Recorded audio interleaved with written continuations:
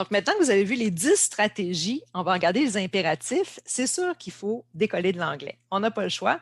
Si on suit la structure de l'anglais, on va nécessairement passer à côté de belles occasions parce que l'anglais ne nous suggérera pas ces choses-là. Il n'y en a pas besoin.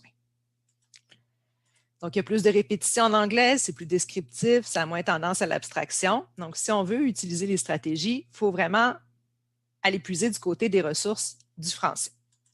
Il faut aussi être capable d'envisager le texte dans sa globalité, parce que pour faire des implicitations, par exemple, ou des choses comme ça, il faut savoir qu'un peu plus tôt dans le texte, on a bien défini nos publics, donc on peut à ce moment-là impliciter. C'est peut-être un peu plus difficile quand on travaille avec des logiciels qui segmentent le texte. Par contre, des fois, on va refaire une lecture dans Word à la fin, puis c'est là qu'on va aller arranger des petites choses pour que ça se suive davantage. On va aller impliciter des éléments qu'on n'avait pas pensé à impliciter parce que dans notre segmentation, ça nous avait un peu échappé. Donc, la relecture dans un document suivi, souvent, c'est une très bonne tactique. Et je vous dirais, le plus important, c'est vraiment de voir la rédaction épicène comme un défi à relever et non pas comme une corvée. C'est une leçon de vie qui s'applique à bien des choses, je dirais.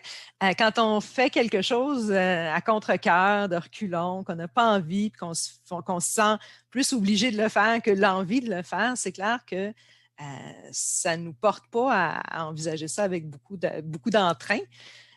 Puis on ne se le cachera pas, c'est sûr que quand on adopte des nouvelles pratiques, des nouvelles façons de faire, ça nous ralentit dans notre travail au début parce qu'on réfléchit davantage, ce qui n'est pas une mauvaise chose. Et c'est ça, les automatismes qu'on avait, il faut un peu les déconstruire. Donc, si en plus, on n'a pas envie de le faire, ça devient doublement choquant parce qu'on est moins productif, puis en plus, on fait quelque chose qu'on n'a pas envie de faire.